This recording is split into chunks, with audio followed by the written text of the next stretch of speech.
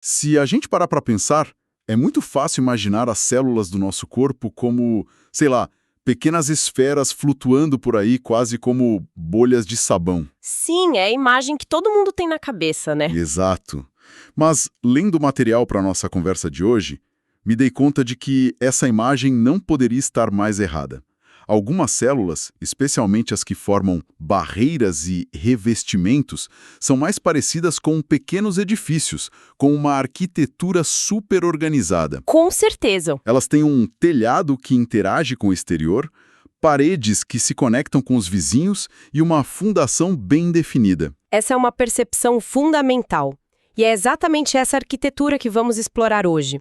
O objetivo aqui não é só listar as partes de uma célula epitelial, Certo. mas entender o porquê dessa organização existir, como o fato de uma célula ter um lado de cima e um lado de baixo completamente diferentes, permite que tecidos inteiros, como o revestimento do nosso intestino, realizem tarefas incrivelmente complexas. Ah, entendi. O fascinante é como a forma, nesse nível microscópico, dita a função que a gente percebe no nosso corpo todo. Ok, vamos começar a desvendar isso, então.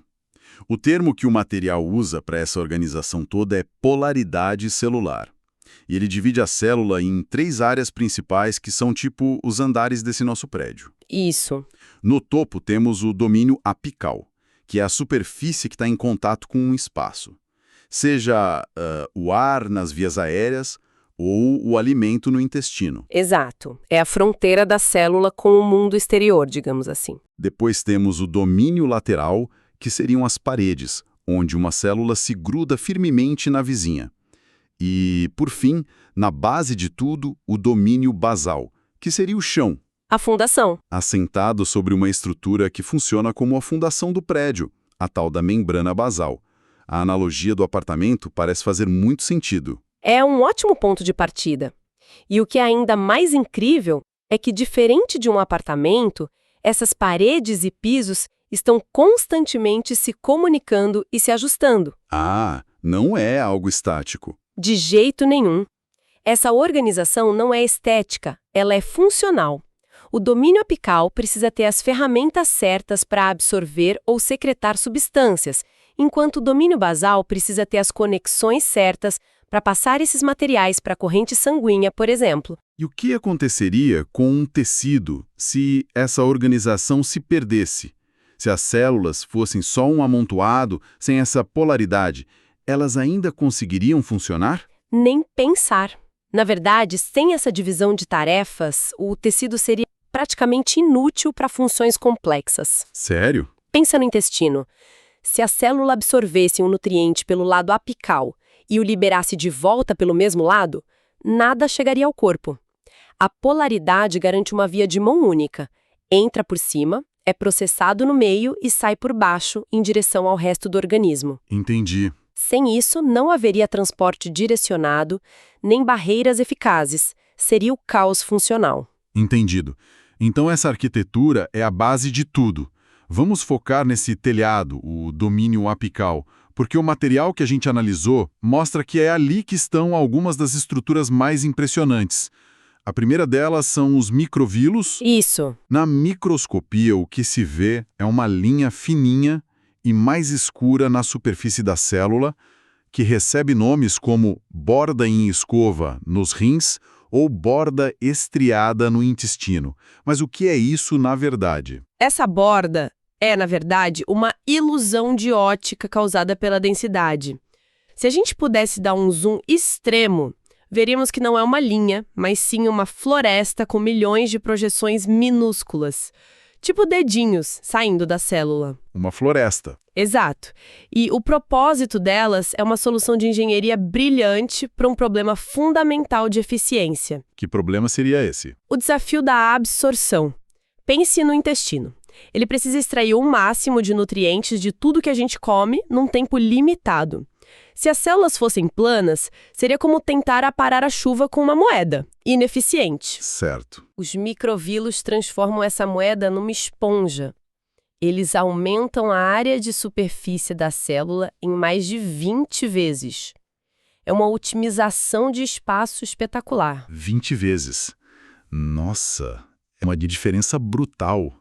Ok, então por fora eles parecem dedos, mas o que tem dentro deles? É só uma bolha da membrana da célula ou existe uma estrutura de sustentação, tipo um esqueleto? Ótima pergunta. Não é uma bolha de forma alguma. Cada microvilo tem um núcleo de sustentação muito bem organizado, formado por feixes de uma proteína chamada filamento de actina. Actina? Pense neles como as vigas de aço que dão forma e rigidez a cada um desses dedos. E essas vigas não ficam soltas. Elas se projetam para dentro da célula e se ancoram numa rede horizontal, também de actina, chamada trama terminal. E essa estrutura toda é estática ou ela tem algum tipo de movimento? Aí é que a engenharia fica ainda mais sofisticada. Não é uma estrutura rígida. O material aponta que, entrelaçadas nessa trama terminal, existem fibras de outra proteína, a miosina. Ah, miosina. De contração. Exatamente. Se a actina forma as vigas, a miosina funciona como um pequeno motor. Quando a miosina se contrai, ela puxa a base dessas vigas de actina e o efeito disso é que os microvílulos se afastam um pouco uns dos outros. Peraí. Então, é como se a célula abrisse os dedos de uma mão. Ela consegue aumentar ativamente o espaço entre os microvílulos para que mais substâncias cheguem à superfície e sejam absorvidas. Isso é incrível. Exatamente essa é a ideia. É um mecanismo ativo para otimizar a exposição da superfície. E não adianta ter as vigas de actina se elas não estiverem presas em algum lugar, né? Certo. É aí que entra outra proteína, a vilina. Pense nela como a tampa, na ponta de cada microvilô. Uma proteína que segura tudo no lugar e impede que a estrutura se desfaça. Cada componente tem uma função precisa, como numa construção civil em nanoescala. É impressionante. Mas confesso que é muita informação, muitos nomes, vilina, miosina, trama terminal, borda em escova. É bastante coisa, sim. Lembrar de tudo isso e, principalmente, conectar cada peça à sua função deve ser um desafio enorme, especialmente para quem está estudando isso para uma prova. Com certeza. É um dos maiores desafios da histologia da biologia celular. A informação é muito densa e a memorização pura e simples não funciona. Não mesmo. A única maneira de realmente aprender é conectar a estrutura com função, e isso exige prática, revisão constante e, principalmente, a aplicação do conhecimento. Honestamente, é onde a maioria dos estudantes tropeça. Totalmente. É aquela sensação de ter lido o capítulo 10 vezes, mas os nomes ainda não grudam. E se sentir assim é frustrante, porque você sabe que a informação está lá, mas não consegue acessá-la. É por isso que ter uma ferramenta certa faz toda a diferença. Sem dúvida. Falando nisso, para quem está nessa batalha e quer se preparar de verdade, entra agora em medicob.com.br, baixa o app e aproveita o maior banco de questões do Brasil com provas anteriores de todas as instituições, questões comentadas, resumos práticos, aulas completas e flashcards prontos para revisar aonde quiser. Uma excelente forma de transformar essa complexidade toda em conhecimento sólido e aplicável. Exato. Bom, voltando à nossa arquitetura celular. Os microvílulos não são a única especialização, né? Não. O material também fala sobre os estereocílios. E o nome me deixou um pouco confuso. Estereocílios. Soa como se fossem um tipo de cílio, mas a descrição parece dizer que são mais parentes dos microvílulos. Qual a história aqui? Sua confusão é totalmente justificada e toca num ponto interessante da história da ciência. Os estereocílios foram nomeados há muito tempo, quando os cientistas só conseguiam ver a forma geral no microscópio. Ah, entendi. E, por serem muito longos, eles se pareciam mais com cílios do que com os microvílulos curtos. Mas, quando a tecnologia avançou e foi possível ver a estrutura interna, há surpresa. O núcleo deles é feito de actina, igualzinho ao dos microvílulos, não de microtúbulos como nos cílios verdadeiros. Que curioso. Então, funcionalmente, eles são uma variação de microvilo, mas o nome antigo e um tanto confuso permaneceu. Então são basicamente microvílulos super longos e eles fazem a mesma coisa, só que em maior escala. Em parte. Eles também aumentam a superfície, mas são encontrados em locais muito específicos para funções especializadas.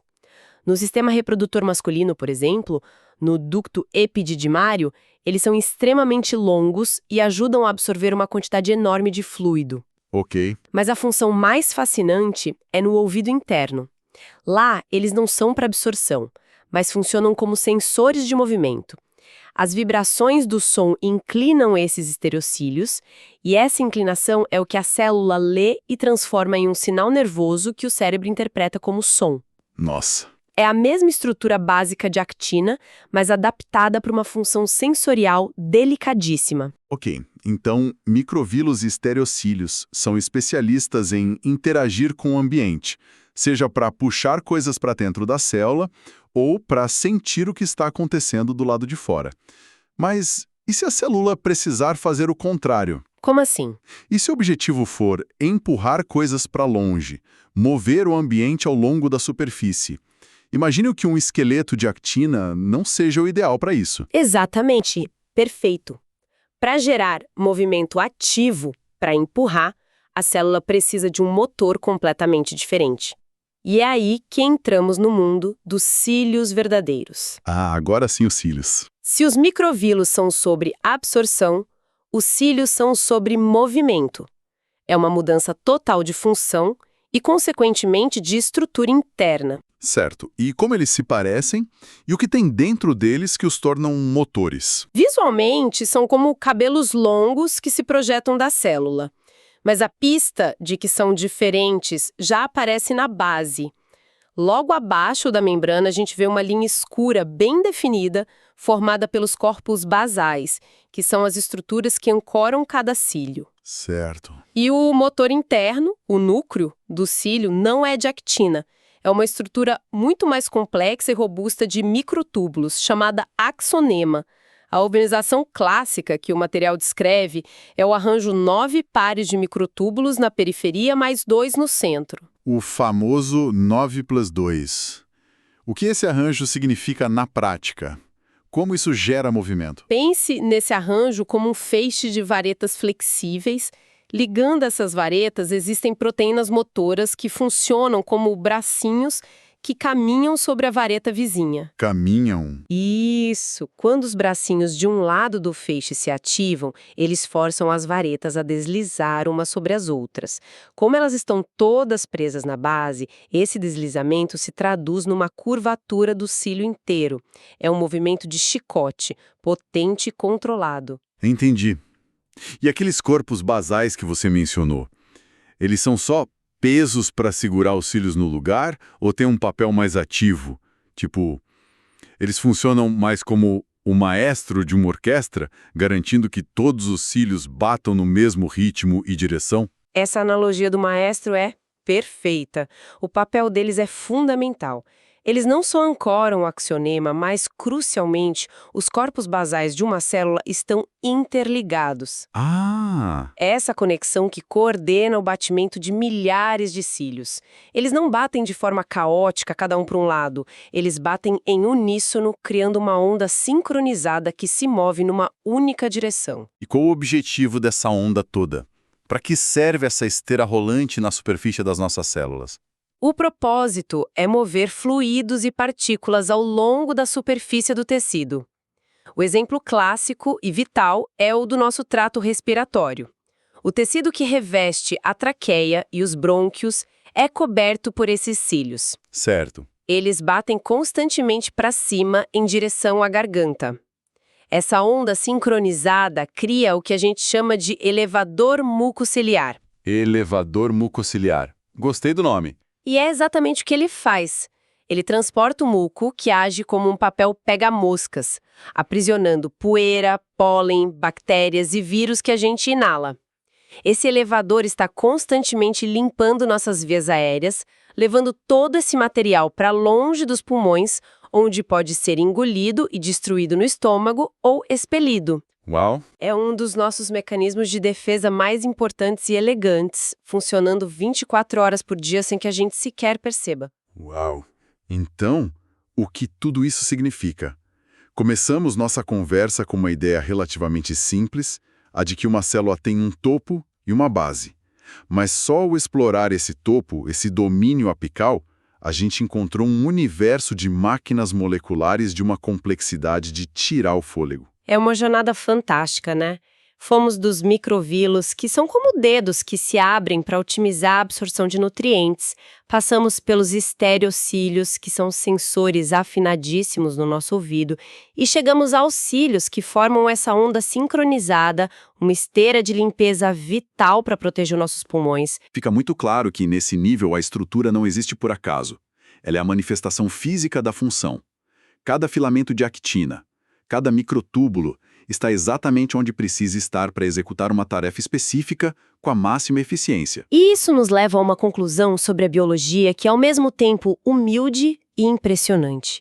É a mais incrível das engenharias. Cada detalhe que observamos é o resultado de milhões de anos de otimização. Pois é. E pensando em tudo isso, fico com uma pergunta na cabeça. Qual? Nossa análise focou quase que exclusivamente na superfície apical, no telhado da célula. Se essa parte já é tão complexa e especializada, com máquinas para absorver, sentir e mover, que tipo de maquinário e regras devem governar as paredes laterais e a fundação basal para garantir que o tecido inteiro funcione como uma unidade coesa e eficiente? E o que acontece quando essa organização tão precisa se desfaz? Como pode ocorrer em certas doenças? Isso mostra que há ainda muito mais arquitetura